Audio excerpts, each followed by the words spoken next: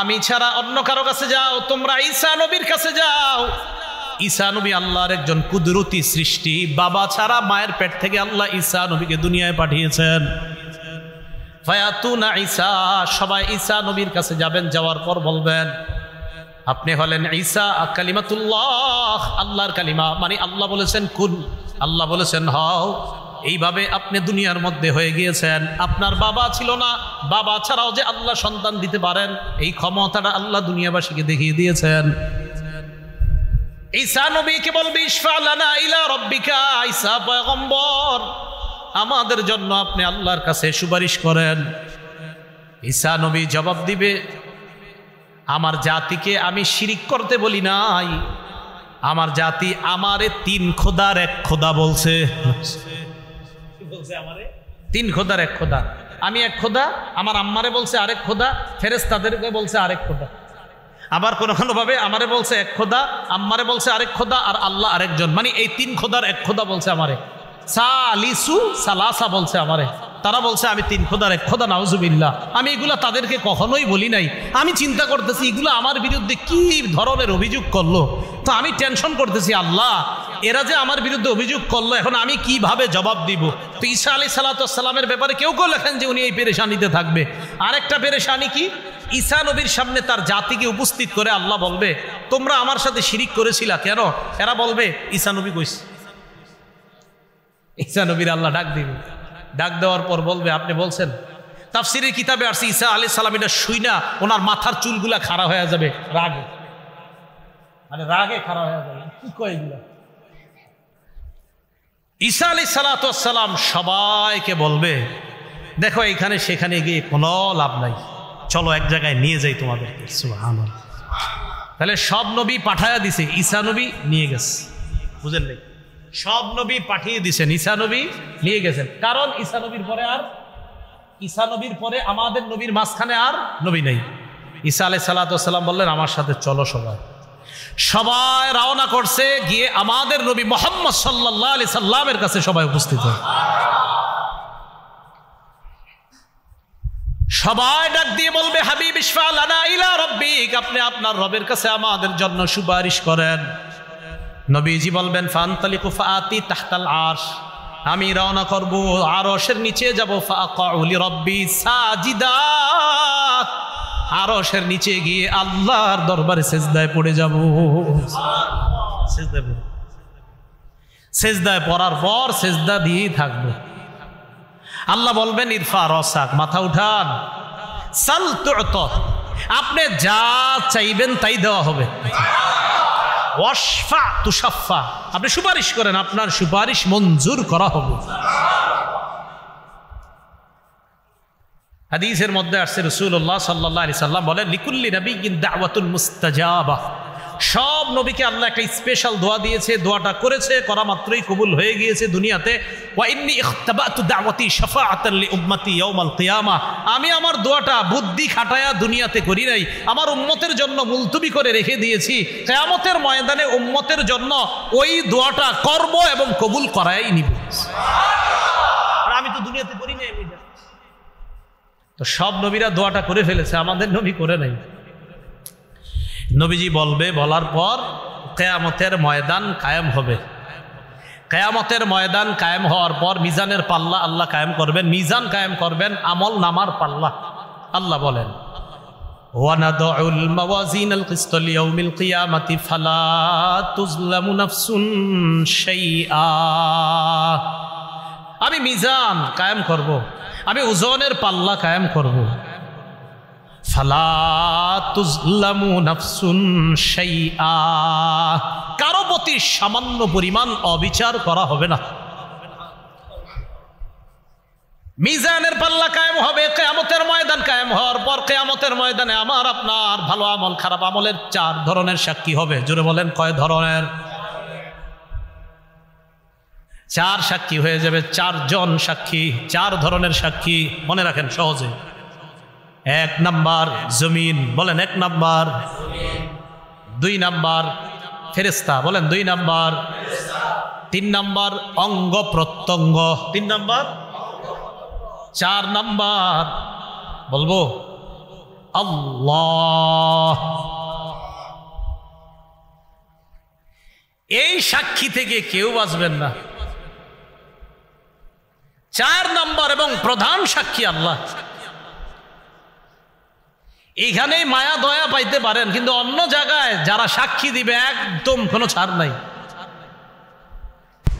4 ধরনের সাক্ষীর কথা মাথায় রাখেন। 1 নাম্বার জমিন, 2 নাম্বার ফেরেশতা, 3 নাম্বার অঙ্গ প্রত্যঙ্গ, 4 নাম্বার প্রধান সাক্ষী আল্লাহ। মনে থাকবেনি কথাগুলা? তো এবার বিস্তারিত শোনেন। 1 নাম্বার সাক্ষী জমিন। জমিনের মধ্যে এই আজকে মসজিদ থেকে বের হওয়ার পর আমি আপনি যখন হাঁটবো, এখন থেকে চিন্তা করবেন জমিনের উপর হাঁটতেছি। আরিফ বিন হাবিব বলে গেল আজকে যে কোরআনে নাকি আছে যে জমিন হবে আমার সাক্ষী কিয়ামতের মাঠে। আজকে থেকে যতবার হাঁটবো অন্তত কিছু সময় চিন্তা করব যে জমিন আমার সাক্ষী হবে। তাহলে আল্লাহ মরণ হয়ে যাবে আমাদের। সূরা আনকাবুতের 57 নম্বর আয়াতে আল্লাহ বলেন, কুল্লু নাফসিন যায়িকাতুল মাউত। নফস বলতেই সকল আত্মা, সকল নফসের অধিকারী, সেটা মানুষ হোক, হাইওয়ান, জানোয়ার হোক, সবাই মৃত্যুর স্বাদ গ্রহণ করবে। এখন কথা, আমি চাঁদপুরের অধিবাসী, আমি যদি পালিয়ে চট্টগ্রাম চলে যাই, চট্টগ্রামের অধিবাসী, আমি যদি পালিয়ে রংপুর চলে যাই, তাহলে মৃত্যু থেকে বাঁচার কোনো রাস্তা আছে কিনা? সূরা আহজাবের 16 নম্বর আয়াতে আল্লাহ বলেন, কুল লা ইয়ানফাকুমুল ফিরারু ইন ফারারতুম মিনাল মাউত। নবী আপনি বলেন, তোমরা যদি মরণ থেকে পালিয়ে বেড়াও, এই পালানো তোমাদের কোনো কাজে আসবে না, যেখানে যাও মরণ হবে। তাহলে মাবুদ, আমি যদি এমন একটা খাঁচার মধ্যে ঢুকি, যেই খাঁচায় কোনো পিঁপড়াও ঢুকতে পারবে না, সেখানে কি মৃত্যু আসবে? সূরা নিসার 78 নম্বর আয়াতে আল্লাহ বলেন, আইনামা তাকুনু ইউদরিকুমুল মাউতু ওয়ালাউ কুনতুম ফি বুরুজিম মুশাইয়াদা।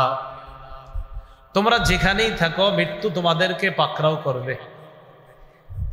তোমরা যেখানেই থাকো, লোহার খাঁচায় থাকো অথবা কাচে ঘেরাও করা কোনো ঘরের মধ্যে থাকো, যেখানে কেউ ঢুকতে পারবে না, মৃত্যু সেখানেও ঢুকবে, তোমাকে পাকড়াও করবে, তুমি মারা যাবে।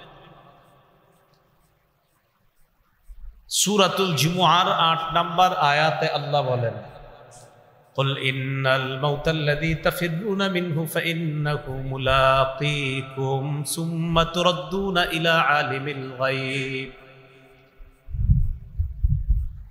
তোমরা যে মৃত্যু থেকে পালিয়ে বেড়াও, ফাইন্নাহু মুলাকীকুম, এই মৃত্যু তোমাদের সাথে সাক্ষাৎ করবে, মৃত্যু তোমাদের সাথে সাক্ষাৎ করবে। সূরা মুনাফিকুনের 11 নম্বর আয়াতে আল্লাহ বলেন, আমি আপনি আমরা যখন মৃত্যুবরণ করব, যখন মারা যাব অবস্থা, অনেকেই তখন আল্লাহকে ফরিয়াদ করে বলবে, লাউলা আখারতানি ইলা আজালিন করিব ফাআসাদদাক ওয়া আকুম মিনাস সালিহিন। আল্লাহ আরেকটু সুযোগ যদি দিতেন, তাহলে আমি ভালো কাজ করতাম, দান সদকা করতাম, নেককার মানুষদের অন্তর্ভুক্ত হতাম। আরেকটু সুযোগ যদি আপনি আমারে দিতেন মাওলা, আমি ভালো ভালো কাজ করতাম। তো সূরা মুনাফিকুনের 11 নম্বর আয়াতে আল্লাহ জবাব দিয়ে দেয়, ওয়ালা ইউআখিরাল্লাহু নাফসান ইযা জাআ আজালুহা। মৃত্যু যখন এসে যাবে, কিছুতেই আল্লাহ কাউকে আর সামান্য সময়ও আর সুযোগ দিবে না। যখন মৃত্যু এসে যাবে আর সুযোগ দিবে না।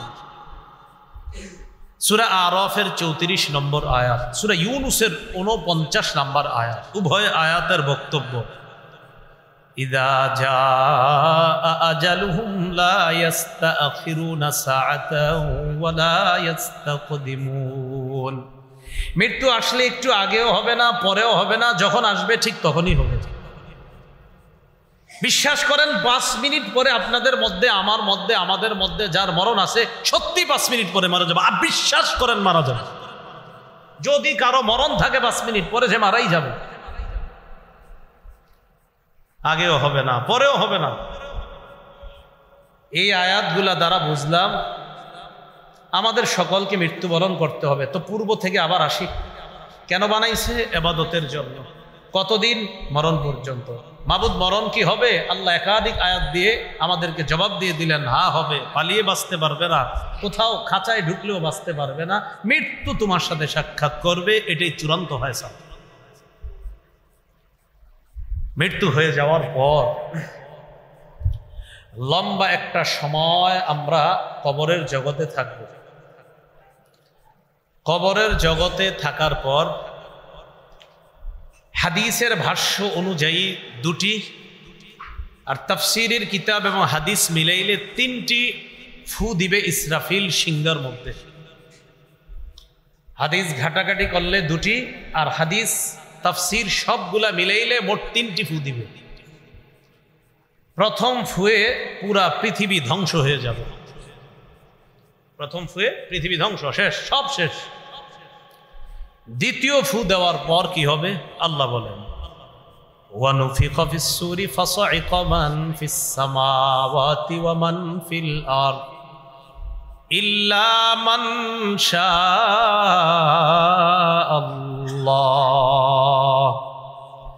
সবাই বেহুশ হয়ে যাবে, সব বেহুশ, কারো হুশ থাকবে না। এমনকি নবী বলেন আমিও বেহুশ হব।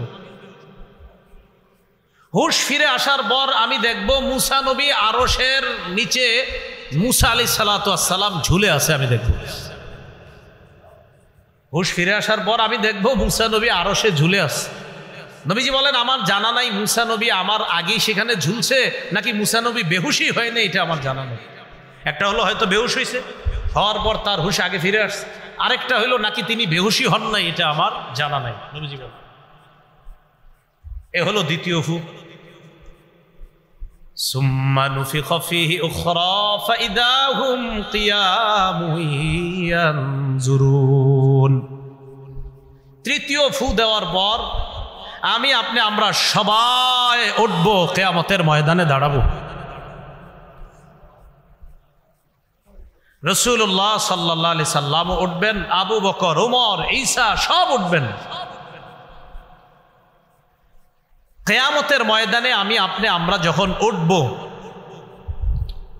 তখন কি অবস্থা হবে আমার আপনার আমাদের সবার? সহিহ বুখারীর বর্ণনা 4712 নম্বর হাদিস। এই হাদিসের মধ্যে আসছে উতিয়া রাসূলুল্লাহ সাল্লাল্লাহু আলাইহি ওয়াসাল্লাম বিলাহমিন। রাসূলুল্লাহ সাল্লাল্লাহু আলাইহি সাল্লামকে গোশত দেওয়া হলো, গোশত খেতে দেওয়া হলো।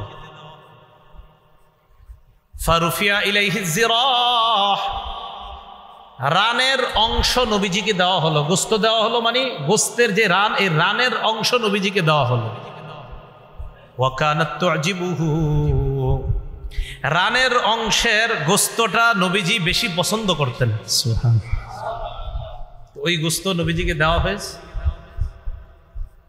ফানাহাশা মিনহা নাহশাতান, আল্লাহ নবী এইভাবে দাঁত দিয়ে রান থেকে এইভাবে নিজেই টান দিয়ে নবীজি দাঁত মুবারক দিয়ে টেনে খাচ্ছেন।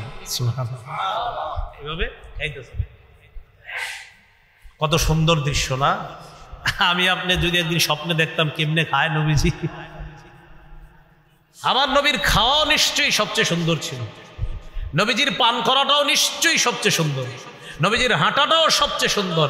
এমনকি এক হাদিসের মধ্যে আসছে, আবু মুসা রাদিয়াল্লাহু তাআলা আনহু বলেন, দাখালতু আলা রাসূলিল্লাহি সাল্লাল্লাহু আলাইহি ওয়াসাল্লাম, রাসূলুল্লাহ সাল্লাল্লাহু আলাইহি ওয়াসাল্লামের কাছে আমি প্রবেশ করলাম। এমন অবস্থায় যে নবীজি সাল্লাল্লাহু আলাইহি ওয়াসাল্লাম মেসওয়াক করছিলেন। ওয়া তারাফুস সিওয়াক আলা লিসানিহি, মেসওয়াকের এক অংশ নবীর জিহ্বার উপরে ছিল। আমি প্রবেশ করলাম। ওয়া হুয়া ইয়াকুলু আ আ, আল্লাহ রাসূল আ আ করছিলেন। কি করছিলেন? এখন দেখেন আমি যে আ করছি বেশি সুন্দর শোনা যায় না, কিন্তু কেমন জানি শোনা গেছে। কিন্তু আমার নবী যে করছে এরকম নিশ্চিত খুব সুন্দর শোনা গেছে। তো রাসূলুল্লাহ সাল্লাল্লাহু আলাইহি সাল্লাম এভাবে গোস্ত টান দিয়ে, দেখেন গোস্তটা টান দিয়ে এইভাবে হাড্ডিটা নিয়ে গোস্তের টুকরাটা এইভাবে হাতে রাখছে। তো এইভাবে হাতে রাখার পর রাসূলুল্লাহ সাল্লাল্লাহু আলাইহি সাল্লাম বলতেছেন, গোস্ত একটা মুখে দিয়ে বলতেছেন, আনা সাইয়্যিদুন নাস ইয়াউমাল কিয়ামাহ, আমি কিয়ামতের ময়দানে আদম সন্তান যারা হবে, মানুষ যারা, তাদের মাঝে আমি হব নেতা। কিয়ামতের ময়দানে আল্লাহ আমাকেই নেতৃত্ব দান করবেন। রাসূলুল্লাহ সাল্লাল্লাহু আলাইহি সাল্লাম প্রশ্ন করলেন, হাল তাদরুনা মিম্মা যালিকা, তোমরা কি জানো কিয়ামতের ময়দানটা কি? ইয়াজমাউল্লাহুল আউওয়ালিনা ওয়াল আখিরিন, ইয়াজমাউল্লাহুন নাসাল আউওয়ালিনা ওয়াল আখিরিনা ফি সাঈদিন ওয়াহিদ। কিয়ামতের ময়দানে পূর্বাপর যত মানুষ আল্লাহ পাঠিয়েছেন, কিয়ামত পর্যন্ত যত মানুষ আল্লাহ পাঠাবেন, আগে যত মানুষ পাঠিয়েছেন, সব মানুষগুলাকে একটা মাঠের মধ্যে আল্লাহ উপস্থিত করবেন। সমস্ত মানুষগুলা কিয়ামতের ময়দানে উপস্থিত হওয়ার পর ইউসমিউহুমুদ দাঈ, একজন আহ্বানকারী তাদেরকে ডাক দিবেন। সব মানুষগুলাকে ডাক দেওয়ার পর, অন্য বর্ণনায় ডাক দেওয়ার পর এদিক সেদিক হবে না, সবাই তার ডাকে সাড়া দিবে। শুধু তাই নয়, দৃষ্টিশক্তি ভয়ে থরথর করে কাঁপতে থাকবে, অবস্থা বড় ভয়ঙ্কর হবে। ওয়াতাদনু শামসু, নবীজি বলেন সূর্যটা কাছাকাছি চলে আসবে, উত্তাপ হবে, তাপ, প্রচুর তাপ। ফায়াবলুগুন নাসা মিনাল হাম্মি ওয়াল কারাব, এমন অবস্থা হবে মানুষ ভয়ঙ্কর পেরেশানির মধ্যে পড়বে, চিন্তার মধ্যে পড়বে, কষ্টের মধ্যে পড়বে। মা লা ইউতিকুন, এত কষ্ট, যেই কষ্ট মানুষ সহ্য করার ক্ষমতাও থাকবে না। সব মানুষগুলা কিয়ামতের ময়দানে এই ভয়ঙ্কর পরিস্থিতির মধ্যে যখন পড়বে, পড়ার পর ওয়ালা ইয়াতাহাম্মালুনা, ধৈর্য করার মতো শক্তি সামর্থ্য থাকবে না, ধৈর্য ধারণ করতেও পারবে না। হাদিসের মধ্যে দুইটা বিষয়। এক নাম্বার, নবী বললেন ভয়ঙ্কর ওই পরিস্থিতি গ্রহণ করার শক্তিও তাদের নাই, আবার এটা যে তারা ধৈর্য ধারণ করে মোকাবেলা করবে সেই ক্ষমতাও তাদের নাই। এক নাম্বার পরিস্থিতি, এটা যে গ্রহণ করব এই শক্তিও নাই। আরেকটা, গ্রহণ যেহেতু করতেই হবে, ধৈর্য ধারণ করার ক্ষমতাও নেই। প্রথম কথা, গ্রহণ করারই ক্ষমতা নেই, কিন্তু গ্রহণ করতেই হবে, পরিস্থিতি গ্রহণ করতেই হবে। তো করার পর আবার ধৈর্য ধারণের ক্ষমতাও নাই, কি করবে তখন?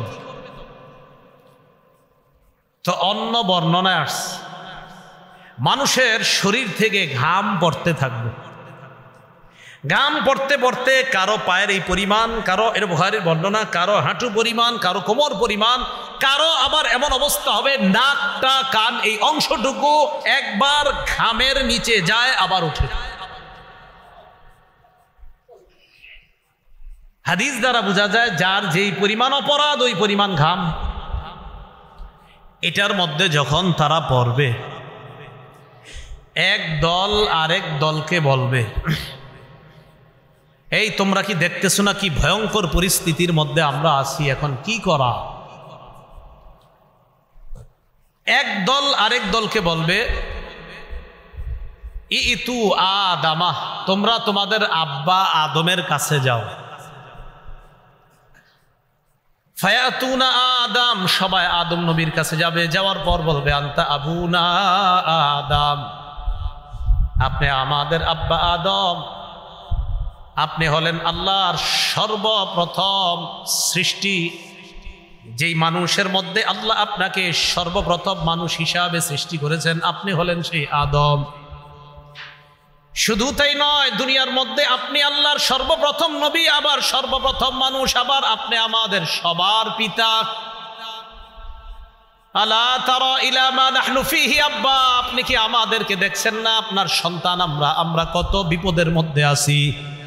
সন্তানরা বলবে, আব্বা আমরা যে কি বিপদে আছি আপনি দেখতেছেন না? আলা তানজুরু, আব্বা আপনি কি দেখেন না? প্রথমে বলবে আলামা আলা তারা ইলা মা নাহনু ফিহি, আব্বা আপনি কি আমাদেরকে দেখছেন না আমরা কি বিপদের মধ্যে আছি? এই কথা আদম নবীরে বলার পর তারা বলবে ইশফা লানা রাব্বাক, আব্বা আপনি আপনার রবের কাছে সুপারিশ করেন আল্লাহ যেন আমাদেরকে এই ভয়ঙ্কর পরিস্থিতি থেকে হেফাজত করে কিয়ামতের ময়দানে বিচারের পাল্লা কায়েম করে দেয়। ফয়সালা একটা হওয়ার, যা হওয়ার হবে, এই পরিস্থিতি আর সহ্য করতে পারি না। আব্বা আল্লাহকে বলেন বিচারের পাল্লা কায়েম করতে, বিচার হওয়ার পর যা হবার হবে বিচার করতে বলেন, এই পরিস্থিতি আর সহ্য করতে পারতেছি না। এটা কিন্তু বিচার হওয়ার আগের অবস্থা, বিচারের পাল্লা তখনও কায়েম করে।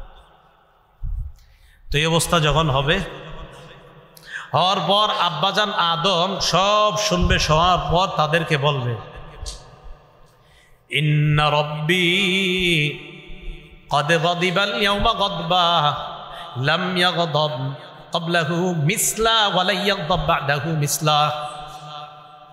সন্তানদেরকে বলবে, সন্তান আজকে আমার রব এত রাগান্বিত হয়েছে, এর আগে আল্লাহ এত রাগ কখনো হয় নাই, আর আজকের পরে এত রাগ কখনো আল্লাহ হবেও না।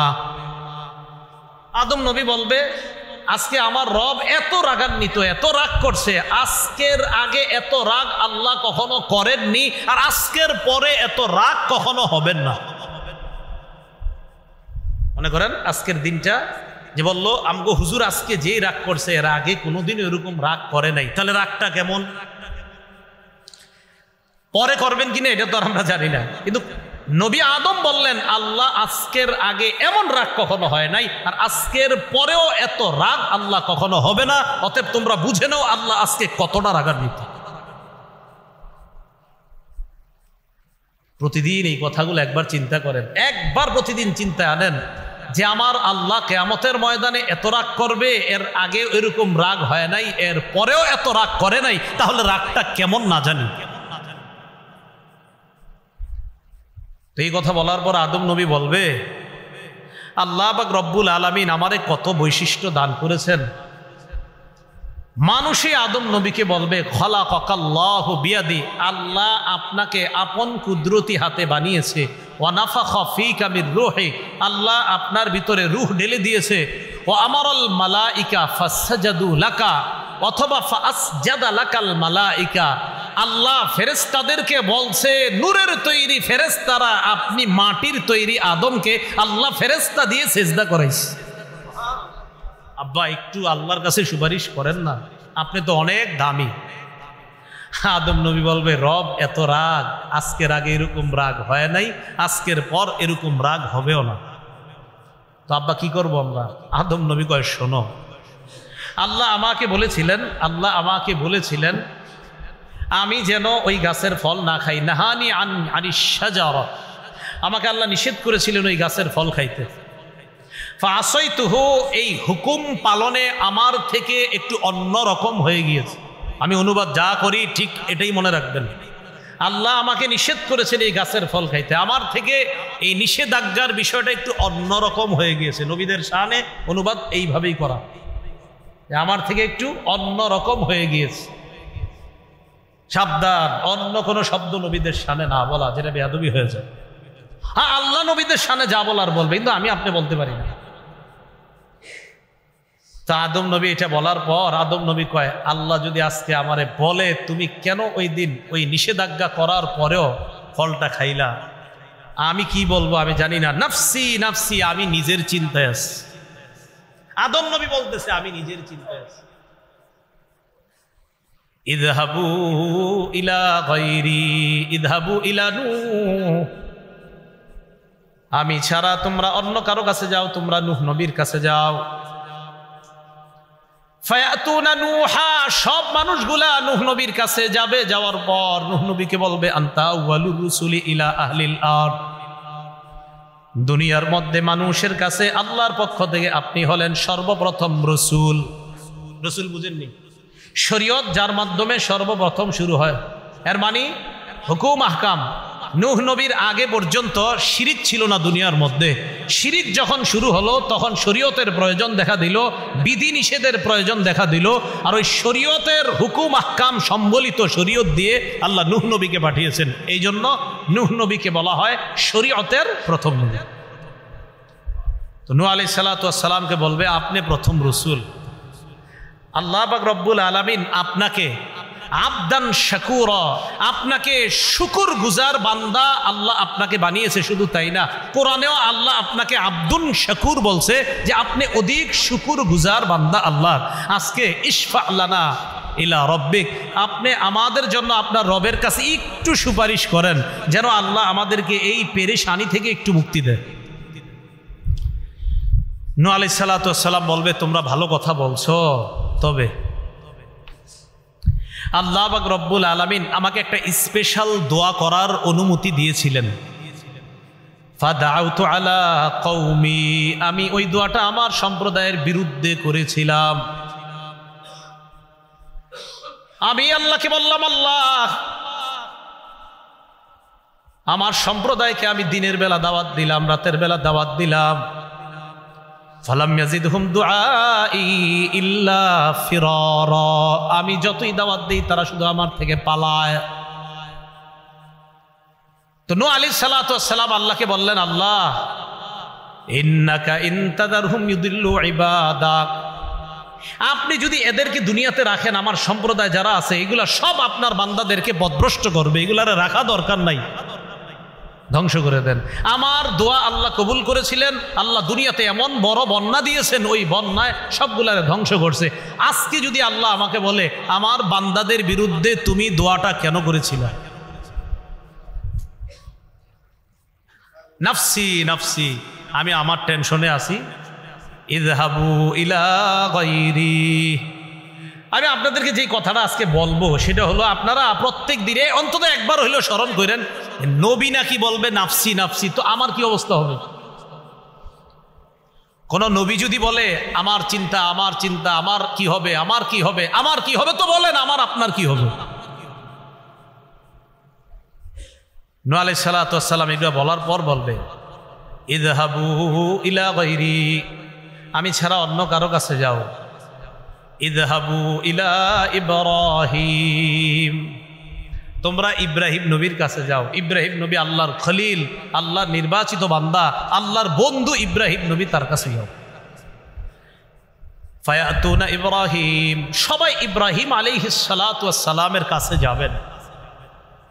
ইব্রাহিম আলাইহিস সালাতু ওয়াস সালামের কাছে যাওয়ার পর তিনি বলবেন,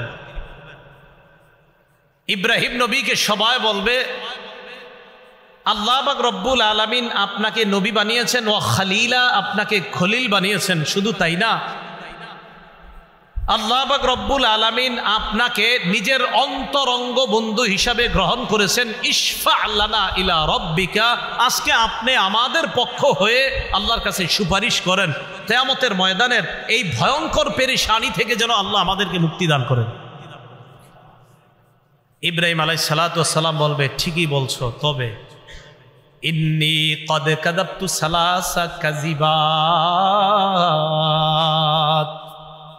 দুনিয়াতে আমার দ্বারা তিনটা বিষয় এমন হয়ে গেছে যেই তিনটা বিষয় হওয়া উচিত ছিল না। কি বললাম? আমার দ্বারা তিনটা বিষয় এমন হয়ে গিয়েছে যে তিনটা বিষয় হওয়াটার উচিত ছিল না। এই তিনটা বিষয় আমার দ্বারা সংগঠিত হয়ে গিয়েছে দুনিয়ার মধ্যে।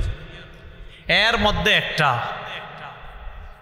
আমাকে আমার জাতি বলেছিল মেলায় যাওয়ার জন্য, আমি তাদেরকে বলেছিলাম ইন্নী সাকিম, আমি অসুস্থ, আমি মেলায় যেতে পারবো না। কিন্তু আমি সেদিন অসুস্থ ছিলাম না। মুফাসসিরিনে কেরাম বলেন ইব্রাহিম নবীর এই বলাটা একদম ঠিক ছিল, কারণ ওই অসুস্থ দ্বারা উদ্দেশ্য মানসিক অসুস্থ, শারীরিক অসুস্থ না। আপনাকে কেউ শিরিক করতে বলল আর আপনি বললেন না ভাই আমি অসুস্থ, অসুস্থ মানি যে আমি মানসিকভাবে পেরেশানিতে আছি, কিভাবে শিরিক করি আমি? তাহলে মানসিক পেরেশানি এটা একটা অসুস্থতা। কিন্তু ইব্রাহিম নবীর কাছে মনে হবে যে আমি এটা ওই দিন বলাটা ঠিক হয়নি, এটা ইব্রাহিম নবীর বক্তব্য। কিন্তু মুফাসসিরিনে কেরাম বলেন নবীরা যেগুলো বলতেছে সব ঠিক ছিল বলাটা, কিন্তু নবীদের কাছে মনে হবে না আমাদের এটা ঠিক হয়নি। কথাটা কি বুঝে আসছে? তো ইব্রাহিম আলাইহিস সালাতু ওয়াস সালাম এই কথাটা বলেছিলেন। আরেকটা কি কয় মেলা থেকে জনগণ আসছে, আসার পর আমাকে ডাকছে, ডাকার পর জনগণ আমারে বলছে মান ফাআলা হাদা বিআলিহাতিনা ইয়া ইব্রাহিম, আমাদের এই খোদাদের সাথে এই কাজটা কে করলো? না, মান ফাআলা হাদা বিআলিহাতিনা ইন্নাহু লামিনাজ জালিমিন, এই কাজ আমাদের খোদাদের সাথে, আমাদের উপাস্যদের সাথে, আমরা যাদের ইবাদত করি এগুলা যারা করেছে তারা জালেম। তো জনগণ বলতেছে কে করতে পারে? তো তারা নিজেরা নিজেরা বলতেছে সামি'না ফাতাই ইয়াযকুরুহুম ইউকালু লাহু ইব্রাহিম, আমরা শুনেছি এক যুবকের কথা, তার নাম ইব্রাহিম, সে এইগুলারে দেখতে পারে না, সন্দেহ হচ্ছে তাকে সে হতো এই কাজটা করেছে। কি? সবগুলা দেব দেবী ভেঙে প্রধান দেবতা যেটা, এটার কাঁধের মধ্যে কুড়াল ঝুলে রাখছে।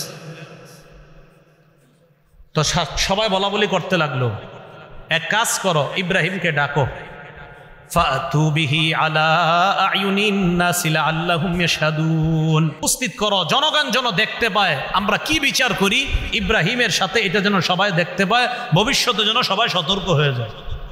তো ইব্রাহিম নবীরে আনছে, আনার পর ইব্রাহিম আলাইহিস সালাতু ওয়াস সালামকে তারা প্রশ্ন করতেছে আনতা ফাআলতা হাদা বিআলিহাতিনা ইয়া ইব্রাহিম, ইব্রাহিম তুমি কি এই কাজ করেছো আমাদের এই দেবতাগুলোর সাথে?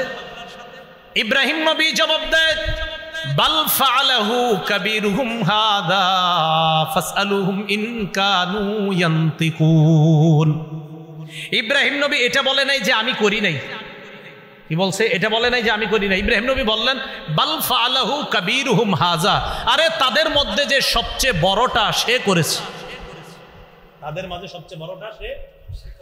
এবার দেখেন এটার আরেকটা অনুবাদ আছে, তাদের মধ্যে এই বড়টা সে এটা করেছে। দেখেন তাদের মধ্যে কাবীরুহুম হাযা, তাদের মধ্যে যে এই বড়টা সে করেছে, এই বড়টা মানে আমি, মানে ইব্রাহিম নবী নিজে।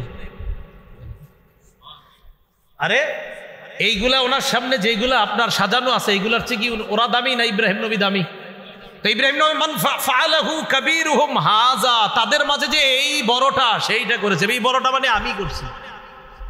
ইব্রাহিম নবী এখানে একটা কৌশলী জবাব দিয়েছে, তো তারা বুঝে নিয়েছে বড়টা মানে আমাদের বড় দেবতা যে, সেই মনে করছে। ইব্রাহিম নবীর কথা হলো আমি এমন এক জবাব দিব যেই জবাবে আমার ক্ষতিও না হয়, আমারে ভুলও যেন বুঝতে না পারে, আর তাদেরকে যেন উচিত শিক্ষা উচিত জবাব দিয়ে দেওয়া হয়। এটা অনেকে লিখেছেন যে বিষয়টা এটাও হতে পারে। আরেকটা হলো না, সরাসরি যদি এটা বলা হয়, ইব্রাহিম নবী বলেন আরে তোমরা কি দেখে বুঝতেছো না কে করছে?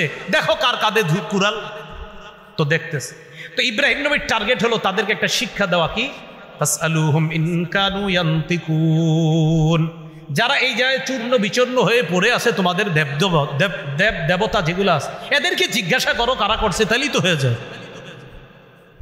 তারা যদি কথা বলতে পারে তো জিজ্ঞাসা করো। তো এবার এই কথা বলার পর এরাই আবার ইব্রাহিম নবীরে কয় লাকাদ আলিমতা মা হাউলা ইয়ান্তিকুন, তুমি তো জানো এরা কথা বলতে পারে না। ইব্রাহিম নবী কয় উফিল্লাকুম ওয়ালিমা তা'বুদুনা মিন দুনিল্লাহ, আফসোস তোমাদের জন্য, আর যাদের ইবাদত তোমরা করো তাদের জন্য আফসোস। এমন জিনিসের ইবাদত করো যারা কথা বলতে পারে না, কি আশ্চর্যের বিষয়, তাহলে ইবাদত কেন করো? তো ইব্রাহিম নবী এই জায়গায় যে কথাটা বলছে ওনার কাছে মনে হচ্ছে যে আমি যে এই কথাটা বলছি আমার এই কথাটা এইভাবে বলা সঠিক হয় না, এটা ইব্রাহিম নবীর বক্তব্য। উলামায়ে কেরাম বলেন পুরোপুরি ঠিক ছিল ইব্রাহিম নবীর কথা। 3 নাম্বার, ইব্রাহিম নবী আর তার স্ত্রী সারা জনজন রওনা করছে, মিশরের উপর দিয়ে যাইতেছে। সিনান ইবনে ইলওয়ান নামক বাদশাহ তখন মিশরের। এই সিনান ইবনে ইলওয়ান তার একটা অভ্যাস ছিল, সুন্দরী কোনো রূপসী দেখলে তার উপর লোলুপ দৃষ্টি ছিল, তার সাথে অপকর্ম করার চেষ্টা করত বলি নাউজুবিল্লাহ।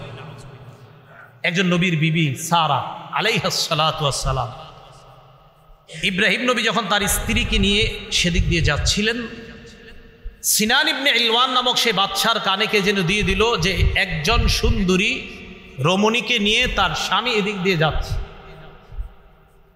বাদশার দরবারে হাজির করা হলো। ইব্রাহিম নবী বলে দিলেন তোমাকে জিজ্ঞাসা করলে তুমি বলবা আমার বোন লাগো। কি লাগো? বোন। তো সাধারণত ভাই বোনের পরিচয় দিলে ডাকাত গো মন একটু নরম হয়, ভাই বোন। ইব্রাহিম নবীর উদ্দেশ্য ছিল আদমের সন্তান হিসাবে আমি আর তুমি ভাই বোন। কৌশল অবলম্বন করা, ওলামায়ে কেরাম বলেন ওনার কৌশল অবলম্বনটা পুরাপুরি ঠিক ছিল। কারণ একজনের লুলুপ দৃষ্টি থেকে বাঁচার জন্য একটা মেয়ের ব্যাপারে এটা বলে যদি কারো খারাপ চরিত্র থেকে বাঁচা যায়, এই বলাটা দোষের কিছু না। কিন্তু ইব্রাহিম নবীর মনে হবে আমি এটা কেন বললাম। তো এই তিনটা বিষয় ইব্রাহিম নবী কিয়ামতের ময়দানে ওই মানুষদেরকে বলবে, আমি পারবো না, আমি নিজের টেনশনে আছি। ইযহাবু ইলা গায়রি ইযহাবু ইলা মূসা, আমি ছাড়া অন্য কারো কাছে যাও, তোমরা মূসা নবীর কাছে যাও। ফায়াতুনা মূসা, সবাই মূসা নবীর কাছে যাবে, যাওয়ার পর বলবে আনতা মূসা কালিমুল্লাহ, আপনি হলেন মূসা কালিমুল্লাহ, আল্লাহর সাথে কথা বলতে পারতেন।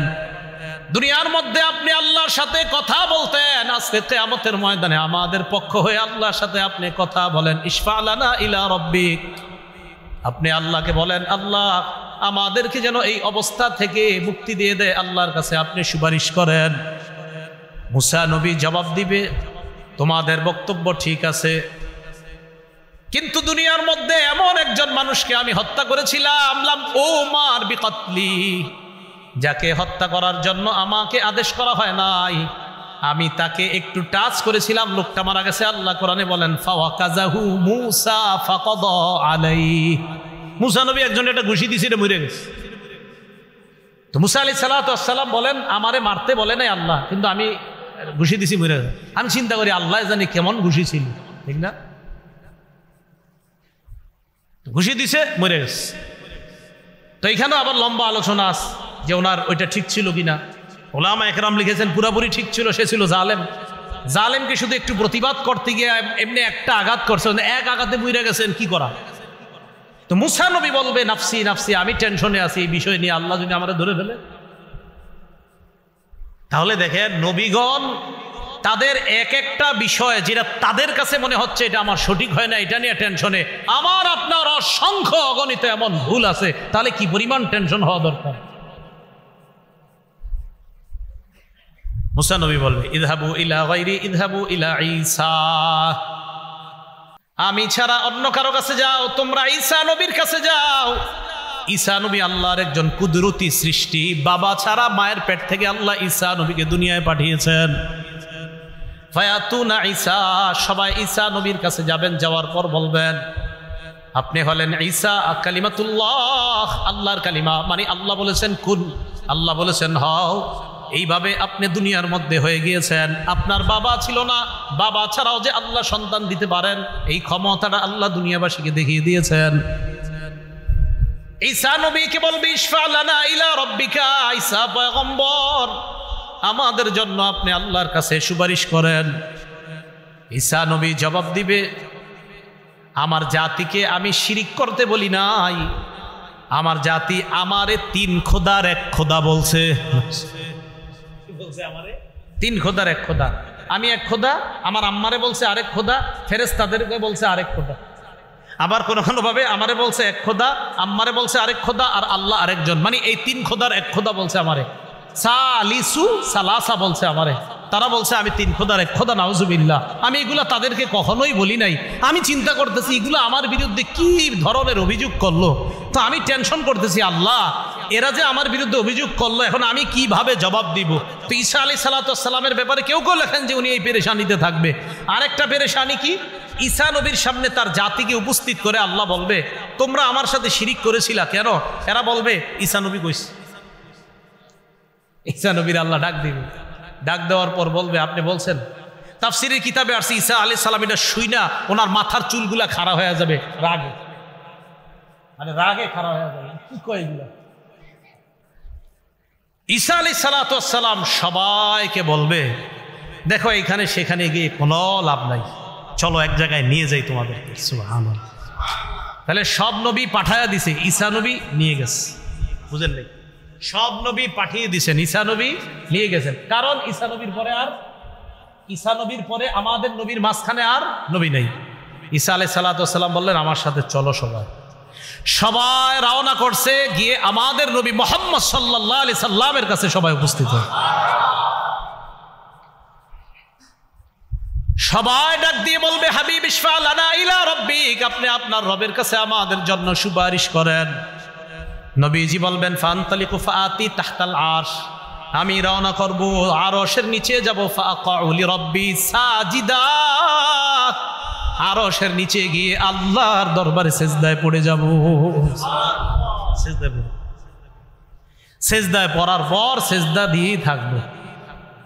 আল্লাহ বলবেন, ইরফা রাসাক, মাথা উঠান, সাল তু'তা, আপনি যা চাইবেন তাই দেওয়া হবে। ওয়াশফা তুশাফা, আপনি সুপারিশ করেন, আপনার সুপারিশ মঞ্জুর করা হবে। হাদিসের মধ্যে আসছে রাসূলুল্লাহ সাল্লাল্লাহু আলাইহি সাল্লাম বলেন, লিকুল্লি নাবিয়্যিন দাওয়াতুন মুস্তাজাবা, সব নবীকে আল্লাহ একটা স্পেশাল দোয়া দিয়েছে, দোয়াটা করেছে, করা মাত্রই কবুল হয়ে গিয়েছে দুনিয়াতে। ওয়া ইন্নী ইখতাবাতু দাওয়াতি শাফাআতান লি উম্মতি ইয়াউমাল কিয়ামা, আমি আমার দোয়াটা বুদ্ধি খাটায়া দুনিয়াতে করি নাই, আমার উম্মতের জন্য মুলতবি করে রেখে দিয়েছি, কিয়ামতের ময়দানে উম্মতের জন্য ওই দোয়াটা করব এবং কবুল করাই নিব। আর আমি তো দুনিয়াতে করি নাই। তো সব নবীরা দোয়াটা করে ফেলেছে, আমাদের নবী করে নাই। নবীজি বলবে, বলার পর কিয়ামতের ময়দান কায়েম হবে। কিয়ামতের ময়দান কায়েম হওয়ার পর মিজানের পাল্লা আল্লাহ কায়েম করবেন, মিজান কায়েম করবেন, আমল নামার পাল্লা। আল্লাহ বলেন, ওয়ানাদউল মাওয়াজিনাল কিসতা লিয়াউমিল কিয়ামাতি ফালা তুজলামু নাফসুন শাইআ, আমি মিজান কায়েম করব, আমি ওজনের পাল্লা কায়েম করব। ফালা তুজলামু নাফসুন শাইআ, কারো প্রতি সামান্য পরিমাণ অবিচার করা হবে না। মিজানের পাল্লা কায়েম হবে, কিয়ামতের ময়দান কায়েম হওয়ার পর কিয়ামতের ময়দানে আমার আপনার ভালো আমল খারাপ আমলের 4 ধরনের সাক্ষী হবে। জোরে বলেন, কয় ধরনের? 4 সাক্ষী হয়ে যাবে, 4 জন সাক্ষী, 4 ধরনের সাক্ষী। মনে রাখেন সহজে। 1 নাম্বার জমিন, বলেন 1 নাম্বার। 2 নাম্বার ফেরেশতা, বলেন 2 নাম্বার। 3 নাম্বার অঙ্গ প্রত্যঙ্গ, 3 নাম্বার। 4 নাম্বার বলবো আল্লাহ। এই সাক্ষী থেকে কেউ বাঁচবেন না। 4 নাম্বার এবং প্রধান সাক্ষী আল্লাহ। এইখানেই মায়া দয়া পাইতে পারেন, কিন্তু অন্য জায়গায় যারা সাক্ষী দিবে একদম কোনো ছাড় নাই। 4 ধরনের সাক্ষীর কথা মাথায় রাখেন। 1 নাম্বার জমিন, 2 নাম্বার ফেরেশতা, 3 নাম্বার অঙ্গ প্রত্যঙ্গ, 4 নাম্বার প্রধান সাক্ষী আল্লাহ। মনে থাকবেনি কথাগুলা? তো এবার বিস্তারিত শোনেন। 1 নাম্বার সাক্ষী জমিন। জমিনের মধ্যে এই আজকে মসজিদ থেকে বের হওয়ার পর আমি আপনি যখন হাঁটবো, এখন থেকে চিন্তা করবেন জমিনের উপর হাঁটতেছি। আরিফ বিন হাবিব বলে গেল আজকে যে কোরআনে নাকি আছে যে জমিন হবে আমার সাক্ষী কিয়ামতের মাঠে। আজকে থেকে যতবার হাঁটবো অন্তত কিছু সময় চিন্তা করব যে জমিন আমার সাক্ষী হবে।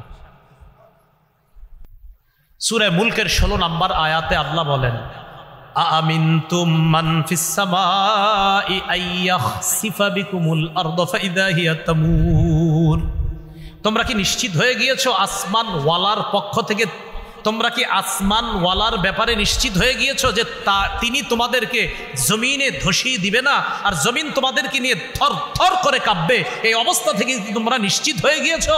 জমিনে যখন হাঁটবা চিন্তা করবা, আমি আপনি চিন্তা করব যে আসমান ওয়ালা চাইলে এই জমিনের নিচে আমাকে আপনাকে ধসিয়ে দিতে পারে। তো আল্লাহ বলেন, আমিনতুম, নিশ্চিত হয়ে গেছো? মান ফিস সামাই আইয়াখসিফা বিকুমুল আরদ, এই যে তুরস্কে কয়েকদিন আগে বাড়ি সহ মাটির নিচে ধসায় দিবে, বাড়ি সহ ধসায় দিবে।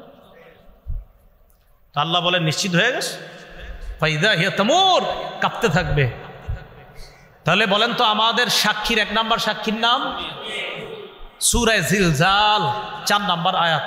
ইমাম সাহেবরা মাগরিবের প্রথম রাকাতে প্রায় সময় সূরাটা পড়ে দেখবেন, ইযা জুলজিলাতিল আরদু জিলজালাহা, এই সূরার 4 নম্বর আয়াত। আল্লাহ বলেন, ইয়াউমাইযিন তুহাদ্দিসু আখবারাহা, সেদিন জমিন তার সব সংবাদ বলে দিবে।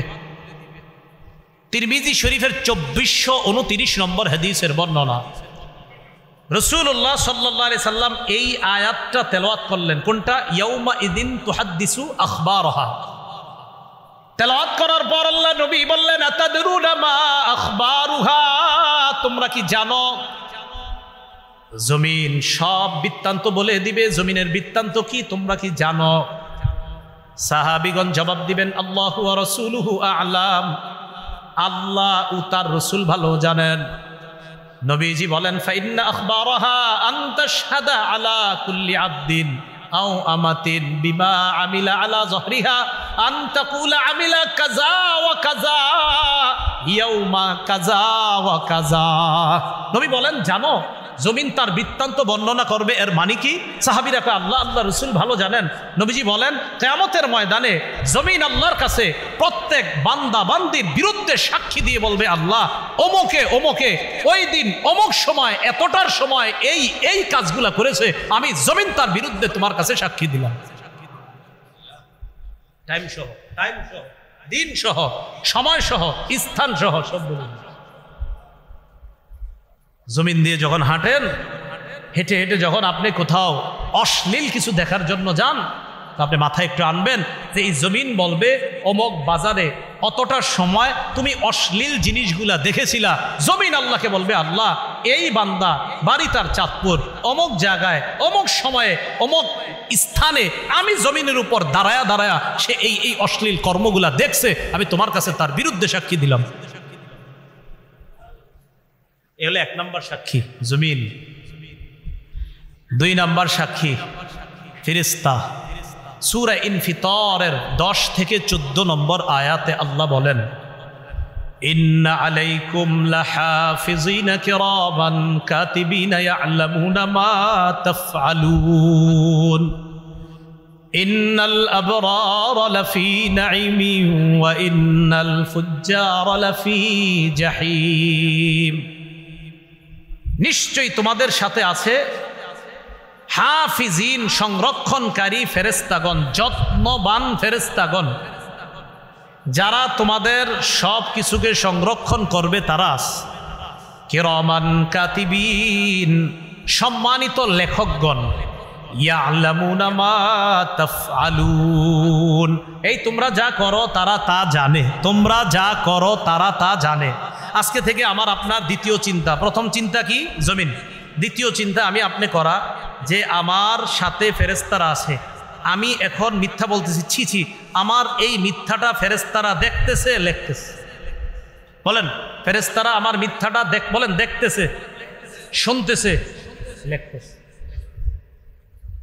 তাহলে দ্বিতীয় চিন্তা আমাদের যে আমার সাথে ফেরেশতারা আছে, আমি যে তার সাথে মিথ্যা বলতেছি, ছি, ফেরেশতারা দেখতেছে, আমার মিথ্যাটা শুনতেছে, আবার লিখে ফেলতেছে। তো আল্লাহ বলেন, এটা করো না। ইন্নাল আবরারা লাফি নাঈমিন ওয়া ইন্নাল ফুজ্জারা লাফি জাহিম। নিশ্চয়ই পুণ্যবানরা থাকবে নেয়ামতের মধ্যে, খারাপ মানুষরা থাকবে জাহান্নামের মধ্যে, জাহিমের মধ্যে। নাঈম মানি পরিপূর্ণ নেয়ামতে পরিপূর্ণ জান্নাতের মধ্যে। জাহিম ভয়ঙ্কর এক স্থান হবে, জাহিম প্রজ্বলিত আগুন জ্বলবে, বিভিন্ন ধরনের শাস্তি থাকবে। এই জাহান্নামের মধ্যে থাকবে পাপাচাররা। আল্লাহ আমাদেরকে হেফাজত করেন। এখন ফেরেশতারা আমল নামা লেখার পর আমল নামাটা জমা হবে, ঠিক তো? আচ্ছা, আমল নামা যে জমা করবে, এখন কথা হলো, আল্লাহ আমি তো মাঝে মাঝে চুপি চুপি কিছু খারাপ কাজ করি, আবার মাঝে মাঝে একদম চুপি চুপি, কেউ দেখে না। কথার কথা, সূরা যুখরুফের 80 নম্বর আয়াতে আল্লাহ বলেন, এই তোমরা যারা মনে করছো চুপি চুপি কিছু দেখি না, তো তোমরা শোনো। আল্লাহ বলেন, আম ইয়াহসাবুনা আন্না লা নাসমাউ সিররাহুম ওয়া নাজওয়াহুম, তারা কি মনে করে আন্না লা নাসমাউ সিররাহুম, যে আমি তাদের গোপন বিষয়গুলো জানি না, ওয়া নাজওয়াহুম, তাদের কানা ঘুষা জানি না। এই দুইজন কানে কানে বলতেছি না, এখন আমরা দুইজনকে কানে কানে বললাম, আল্লাহ কয় এটাও জানি। সুবহানাল্লাহ, এটাও। আমার দিকে তাকান, এই যে কথা বলতেছি, আল্লাহ কয় এটাও শুনি। সুবহানাল্লাহ, সুবহানাল্লাহ। আল্লাহ কয় এটাও শুনি।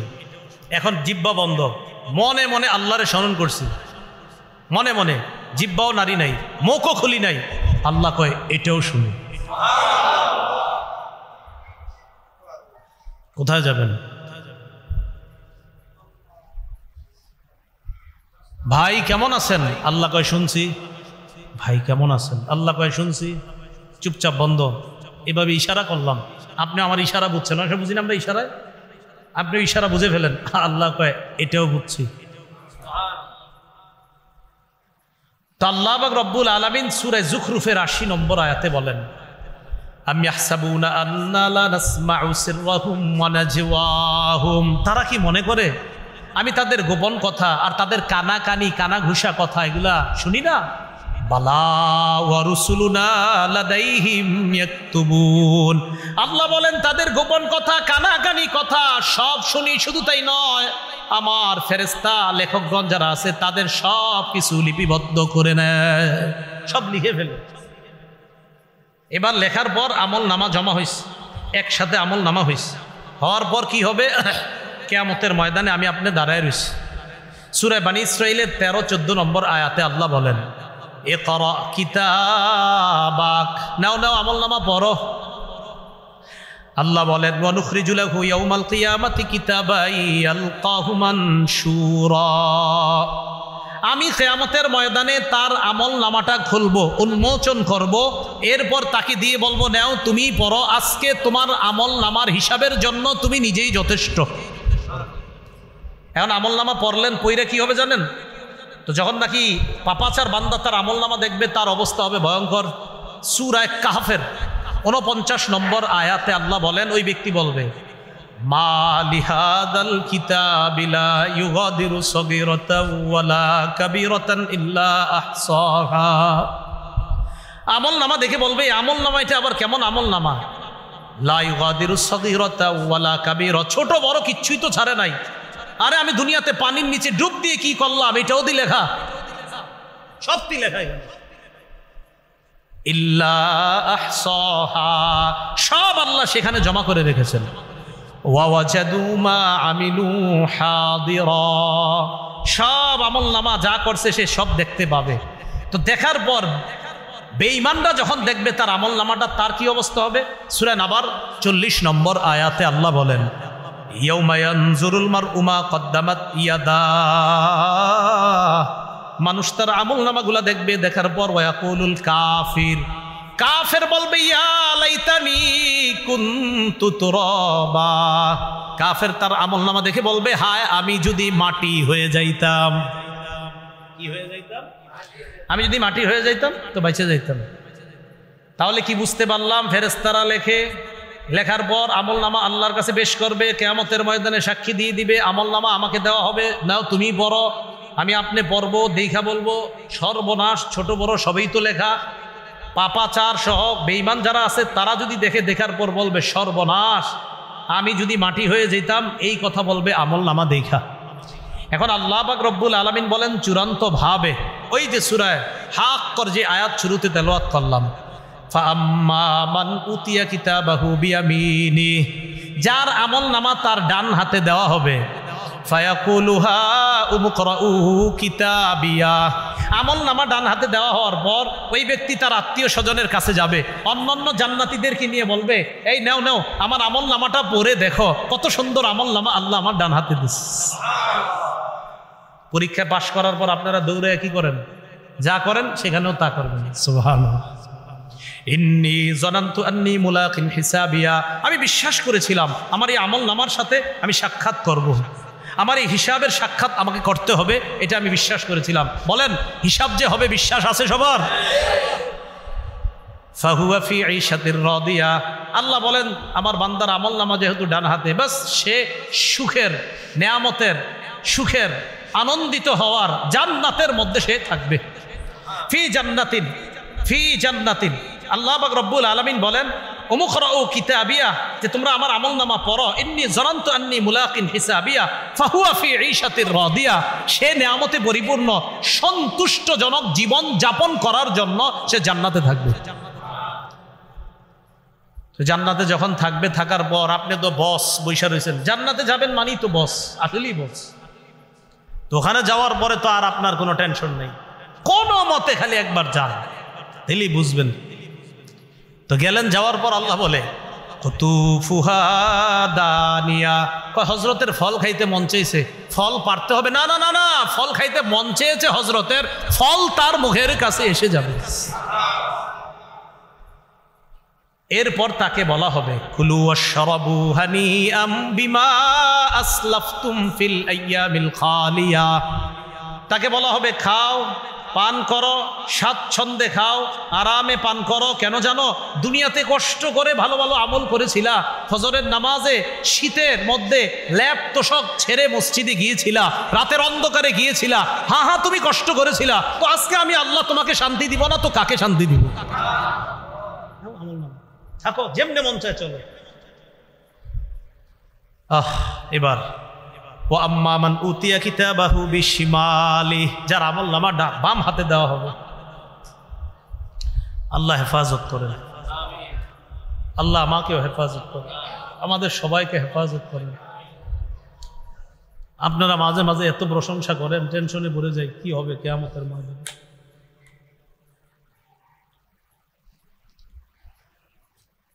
ও আম্মা মান উতিয়া কিতাবাহু বিশিমালি, যার আমল নামা বাম হাতে দেওয়া হবে, ফায়াকুলু ইয়া লাইতানি লাম উতা কিতাবিয়া, ওই ব্যক্তি বলবে আমার আমল নামা যদি আমাকে দেওয়া না হইত। ওয়ালাম আদরি মা হিসাবিয়া, আমি যদি আমার হিসাব না জানতাম। ইয়া লাইতাহা কানাতিল কাদিয়া, মৃত্যুই যদি আমার শেষ ফয়সালা হয়ে যেত, আমি মরতাম আর শেষ হয়ে যেতাম, এরকম যদি হইতো। মা আগনা আন্নি মালিয়া, আমার কত সম্পদ ছিল, আজকে সম্পদ কোনোই কাজে আসলো না। হালাকা আন্নি সুলতানিয়া, আমার রাজত্ব আজকে সব গেছে, আমার কথায় কত মানুষ উঠতো বসতো, আজকে কোথায় গেল সব। খুজুহু ফাগুল্লু, আল্লাহর পক্ষ থেকে বলা হবে তাকে ধরো, ফাগুল্লু বাঁধো, ধরো বাঁধো, বেরি পড়ো। সুম্মাল জাহিমা সাল্লু, এরপর জাহান্নামে প্রবেশ করো।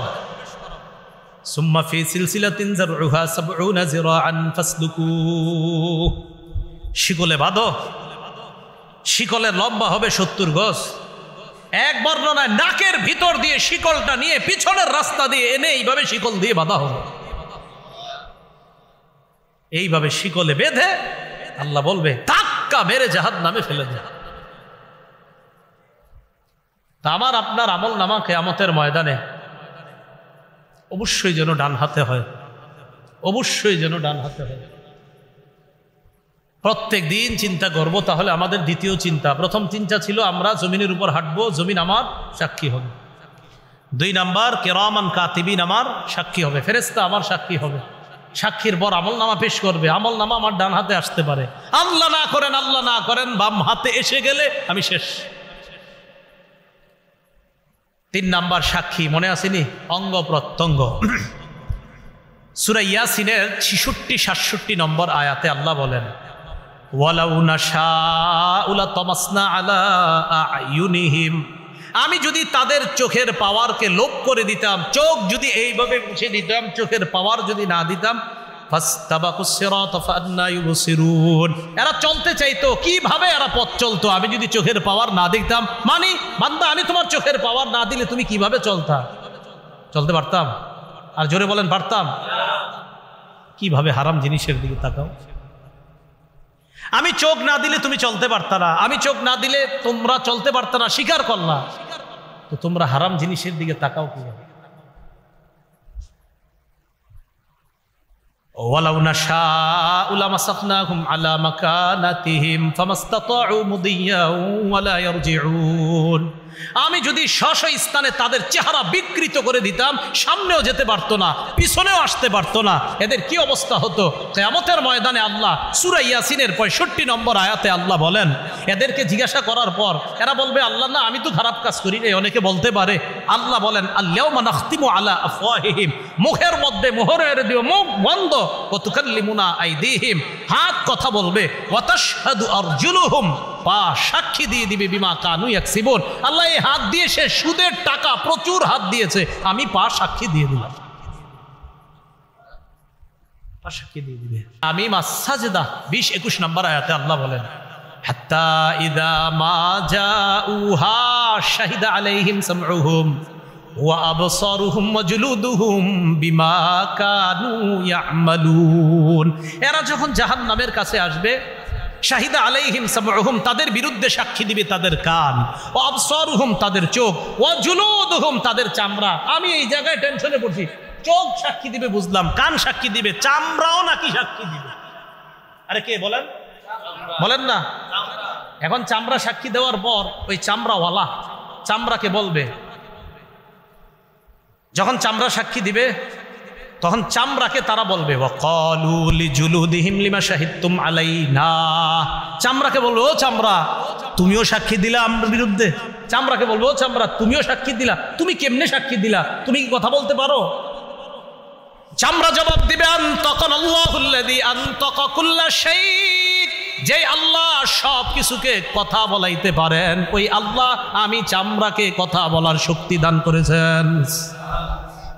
আনতাকান আল্লাহুল্লাযী আনতাকা কুল্লা শাই, যে আল্লাহ সব কিছুকে, যে আল্লাহ অনেক কিছু অন্যদেরকে বাকশক্তি দিতে পারেন, সে আল্লাহ আমাকেও বাকশক্তি দিতে পারেন।